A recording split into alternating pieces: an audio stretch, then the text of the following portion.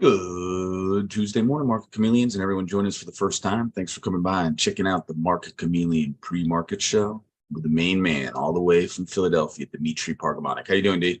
Good morning, Will. How are you? Great. You want to start with a disclaimer?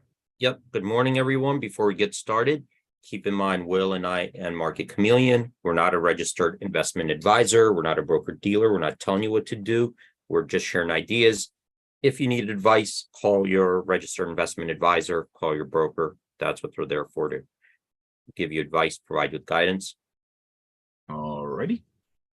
I'm going to share my screen and a couple things while I'm doing that. Today, we are having a webinar with Interactive Brokers at 2:00.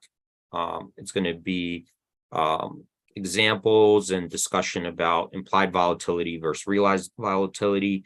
You do have to register with Interactive Brokers to be in on that webinar. We're not going to have it on YouTube because Interactive Brokers is hosting it. It's on their platform. Will you provide a link there for anyone to register? Is that correct? Just popped it into the YouTube. Okay. In addition, if you guys, anybody join us for the first time today, Will and I, we do these shows in the morning to help answer any questions you may have about the Market Chameleon tools, data, or analytics. You could come on a show and ask your question live. We provide a link to Zoom. Click on that, go over to Zoom, click on raise your hand. Once you're in there, we'll let you in. You could ask your question live. If you prefer to type your question into the live chat, you could also do that. Type your question in. Will's watching that live chat. He'll read them back to me. While we're waiting for more people to join us and for questions to queue up, we'll start out taking a look at the pre-market report to see if we could get some insights, what's going on in pre-market hours. If we don't have any questions, I'll navigate to another tool we have on the Market Chameleon, go over some of the features, some of the ways you could use the tool in your stock analysis, your options trading analysis. Okay, so let's start out with the pre-market report.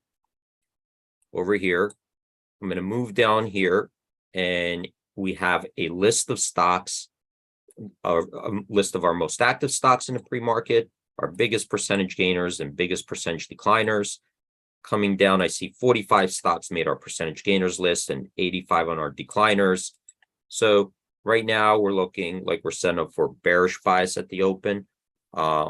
If you look at this list, you will see stocks that are low cap stocks. You're going to see ETFs in there, leverage products, anything that's listed on the major U.S. exchange. If it's trading in the pre-market hours and it meets our thresholds, it can make this list. And what we could do is start narrowing down this list to a small group of stocks. And to do that, we could use the filters up here above. And I'm going to use this one in ETF. Click on that. When you click on the filter, you get a drop-down menu to select from. Let's take the top one, SPY, that's the S&P 500 ETF. So we're looking at the broad-based S&P 500 ETF. Click on it, and then the list below gets filtered by stocks that are holdings in the SPY ETF, which are the S&P 500 constituents. Here we see 4 stocks made our percentage gainers list, 7 on the decliners. Not a huge list. A little bit, I would say negative bias at the open, bearish bias at the open, but the list is not that big. We are still getting earnings coming in. So these little E's here, these are the stocks, how much they're moving in pre-market and the volume. This little E is indicating that it reported earnings either yesterday after the market closed or today in the pre-market, and the stock's moving, in extended hours. So that's reacting to earnings news. And you could see some over here. I think PayPal reported earnings yesterday, down 7%. I think, what was it? Palantir looked like it was maybe it's not in the S&P 500, Yeah, well, that's the largest AI company in the world, Palantir. Right. So they were talking about their AI, um, their AI software and big demand for it. And of course, they are a data analytics firm processing data for, lots of governments, commercial use and so forth. So yesterday, I think they were up, maybe I don't see them. Hold on. Let me unfilter this. Here they are. Palantir up 15% in the pre-market hours. So a lot of talk about AI during earnings, and we talked about that a while ago, that a lot of companies are going to be talking about AI and how they're going to implement it. So the interesting part right now is that we see really big investments in the AI space, but it's coming in the private equity side, right? So it's not, and there, these companies, the public companies, are getting bid up, but there is a lot of investments flowing into completely new projects and tools around AI. And these are things that are not made public, and a lot of these are just concepts right now. So people are investing in concepts, in engineers that have, been building around these AI technologies for a long time. And it will be interesting to see what type of tools will be made available, because the progress in this is really quick. I mean, I'm already, seeing emails and tools of all these different. No, you and I were talking about a couple different ideas the other day, and I'm already seeing that they're in the space. Like AI-driven financial advisors. I saw something about AI medical services. It's already, they're already coming to fruition very quick, right? Yeah, AI, videos. I've seen people taking text and converting it to videos, explainer videos. You have AIs now analyzing data for you. So, you push in an Excel, whatever, and it gives you insights on that data. So a lot of really interesting projects, and we're very in the early stages, and people are comparing it to, I think, that the beginning of the internet or the iPhone, that we're going to see a big boom coming from this new technology. If there are no questions, I'll start to navigate away from here, maybe get some more insights on some of our other tools. Perfect. So I'll use SPY as an example, and the tool we'll cover today is I'll go under price action, and we talked about some of the tools under here, the table that summarizes the 5 different trading sessions. We talked about the VWAP table over here, this VWAP table. And what I'm going to do is navigate to, let's look at this report here, best hour, worst hour. And I'm going to look at it from the perspective of we are creating some new tools around zero DT options, which are options that expire same day. And those are very popular right now. We can take a look at here in the SPY. So this is SPY. These are zero DTs, May 8th, expired yesterday. You could see that 45.8% of all the volume in SPY yesterday were in zero DTs. And if you combine that with the next day, we're already at like over 60%. So these are really, you could see consistently the most actively traded options, zero DTs, and I think they exist in QQQ and IWM as well. And since people are trading these instruments, and there are different strategies you can employ, and there are benefits to trading zero DTs, which we talked about, but we are creating more tools to help in that analysis. Okay. And one of the analysis is what is the underlying stock usually do, or how it behaves with intraday, because what you're doing is really you're making intraday betting, right? That's what you're doing when you're doing zero DTs. These are intraday or by end of day. And it's very popular for people who don't want to carry positions. They want to go out flat at the end of the day. And if you have models or good models that can analyze intraday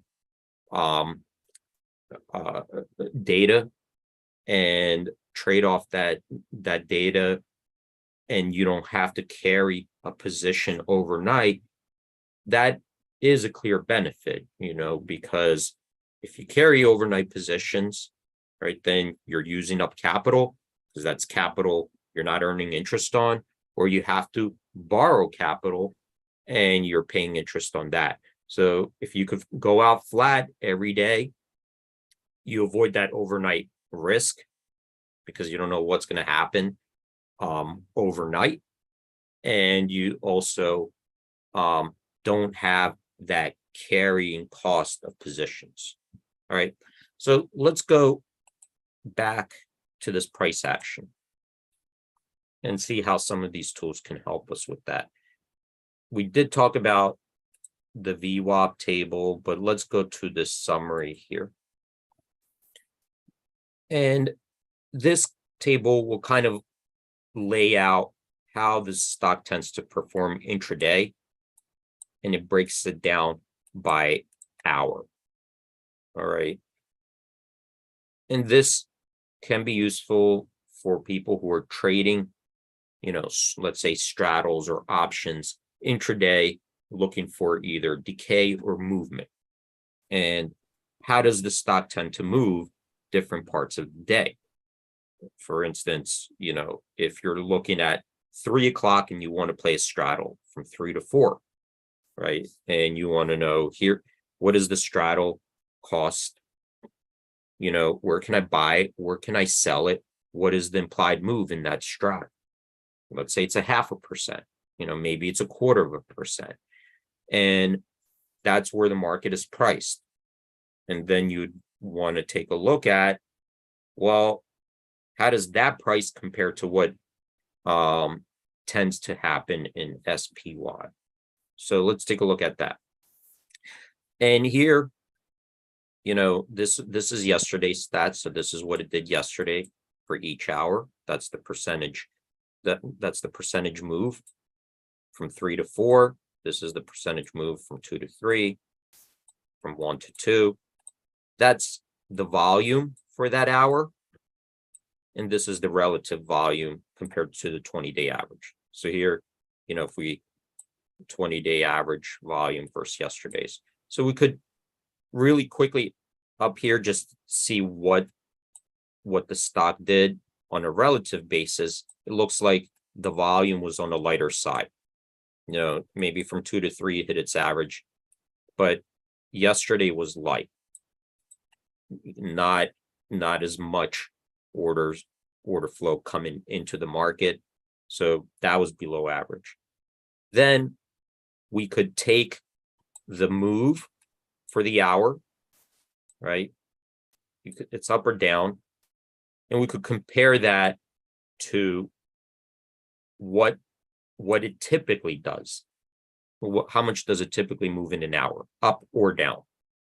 And we're going to standardize that as well to standard deviation. So yesterday's move to the downside was 1 standard deviation, not a big deal, but you could see here, these are fractions of a standard deviation. So all day long, hour for hour, this is telling us that the moves, you see the trend where were less than normal, right? Less than what we see usually in SPY. So it was it was a very muted day with volume and stock movements.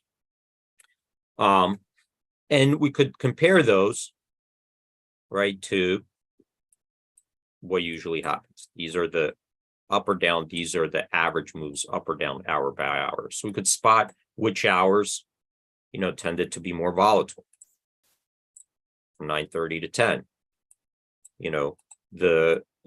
We could spot which hours tended to be more positive and which ones tended to be more negative, right? So 12 to 1, here are the returns, 12 to 1, day by day. So you could see that 12 to 1, they tended to be more positive. Maybe there's an explanation for it. We could go take a look at it, but we know that the VWAP orders tend to be more prominent in the middle of the day. You got your very active traders right in the beginning, repricing on news. Right at the end of the day, we have positions being closed out. So the middle of the day, probably, the VWAP orders, the stock buybacks, the traditional order flow that's passive tends, unless we have news, in there, tends to dominate the order flow, right? So these are like how are they incoming? And I would say probably between these hours. Of course, I think we had like a Fed meeting in there. We did have some news in there, so you take that into account. But in absence of news, those tend to, be a greater force. In the middle of the day, of course, you do have repricing, usually in the very beginning, reacting to all the overnight news, all the news in the morning. That's our like real news cycles, and then the last hour. So here, this here is just maybe indicating that if we're seeing some upward pressure, that order flow is flowing in from the buy side. That's the indication. Stock buybacks, mutual funds, pension funds, all that. Another thing that we could take a look at is how wide the range is intraday. So if we went from the opening, right? So from the opening to the high, opening to the low. So the highest move from the open to the high was 1.46%. The lowest 1.68%. So that's kind of gives us an indication intraday. The range, the range of high to low moves after the open. So remember, we're looking at after the open, right? Typically, we could also look at the median move up to the high. So on the median move, 0.46%, the median move to the low, 0.33. So this would be more typical from open to high, open to low. This would be on the extreme sides in our data set, right? So if you're setting up straddles, butterflies, strangles, whatever you have, you're looking at what are the potential extreme moves, what are the average moves from the open to the low, open to the high, where is the potential support, where is potential resistance after the open. Okay. So open to the close. This is also, so remember, this is to the high of the day, this is to the low. What about to the close? So